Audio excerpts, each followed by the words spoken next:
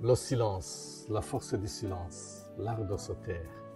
Bonjour tout le monde, salut à toi les gens dans le devenir et bienvenue sur notre chaîne L'Art de Grandir.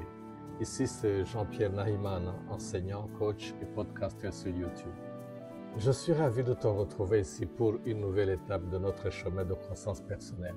Je te dis un grand merci à toi qui me suis, qui commente et qui partage ces vidéos. Tu fais vivre cette belle communauté. Dès à présent, on va parler d'un autre sujet, d'un trésor qu'on sous-estime de temps en temps, le silence.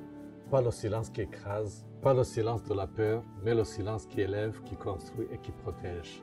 Parce que parfois, le silence vaut mieux que 1000 réponses et je vais te le montrer. Premièrement, le silence est une force dissimulée, ou le pouvoir caché du silence, ou bien la puissance secrète du silence. On pense souvent que le silence, c'est être faible, c'est subir. Que se taire, c'est un manque de courage, un manque d'arguments, de raison. Pourtant, le silence n'est pas une absence de réponse, mais le choix de la bonne réponse. Je te donne une image ou une métaphore d'un guerrier. Le guerrier ne dégaine pas son épée à chaque fois qu'il est provoqué. Il choisit ses batailles. C'est la même chose pour toi. Savoir se taire au bon moment est une preuve de maîtrise de soi. Il y a un proverbe qui dit « Celui qui ferme ses lèvres est un homme intelligent ». Et Sénèque, philosophe romain, qui dit « Parler beaucoup sans mesure est une sorte de folie ». Le silence te donne de la hauteur. Le silence te rend maître de tes émotions plutôt qu'esclave de tes impulsions, de tes mouvements spontanés, de tes caprices, de tes envies irrépressibles. Deuxièmement, ne pas se battre partout. Comme tu sais, la vie est un combat. Oui, mais tous les combats ne sont pas pour toi. Je te donne un exemple. Si par exemple, tu t'arrêtes à chaque aboiement de chien sur ton chemin, sache que tu n'arriveras jamais à destination. Oui, tu sais, dans la vie, il y aura des moments où on va te critiquer injustement, qu'on te prête des intentions que tu n'as jamais eues, des fausses accusations, qu'on te salisse avec des mensonges, des attaques et des provocations qui viennent se battre sur toi. Parfois, ça vient même de ceux qu'on croit proches, parfois des inconnus au loin.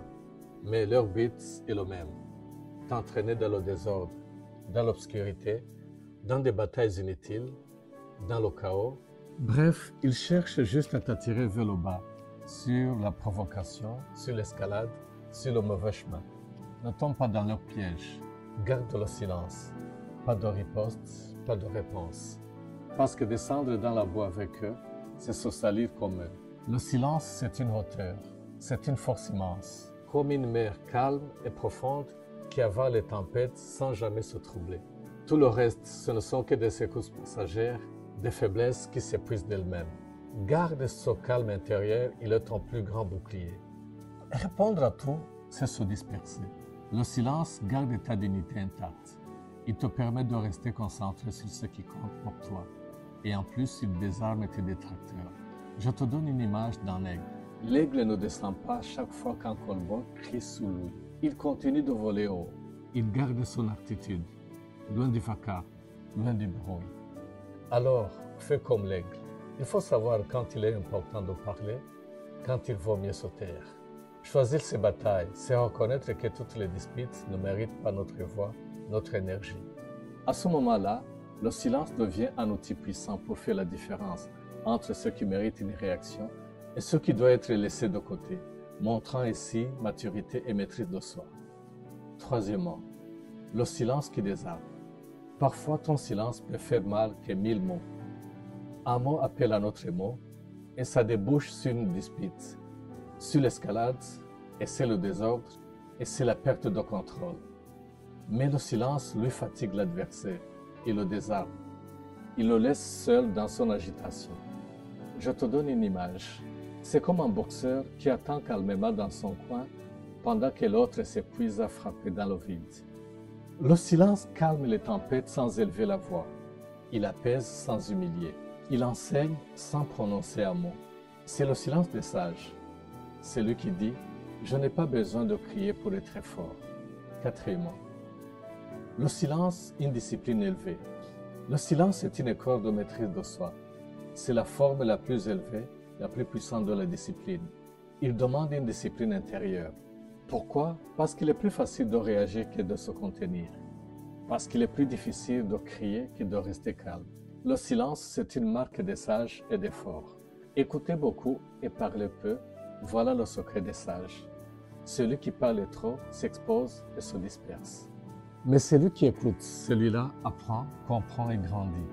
Le silence te rend plus attentif à toi, aux autres, à Dieu et à la vie. 5. Choisir tes batailles. Le silence peut être une puissante réponse quand on ressent un besoin de ne pas se battre ou de ne pas entrer en conflit partout.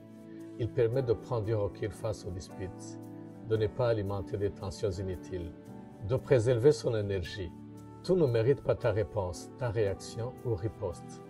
Choisir ses batailles, c'est décider que ton énergie doit servir ta vision, ton avenir, ton rêve. Ton silence devient alors un outil stratégique. Il te permet de laisser tomber des luttes inutiles, de se concentrer sur ce qui compte vraiment, ta mission. Ne te bats pas partout. Bats-toi là où ça en vaut la peine. Conclusion. Souviens-toi de cette image. Le fleuve le plus profond court toujours en silence. Ne choisis pas le bruit, choisis la profondeur. Le silence protège la paix et élève la sagesse. Le silence n'est pas une faiblesse, mais une force qui attire le respect et préserve ta dignité. Merci à toi, les gens d'en devenir, d'avoir suivi cette leçon jusqu'à sa fin. Si elle t'a plu, je t'invite à t'abonner, à liker et à partager. En terminant, je te laisse avec cette pensée. Le fleuve le plus profond coule toujours en silence. À très bientôt pour une prochaine leçon et d'ici là, au revoir avec toute mon amitié. Bye.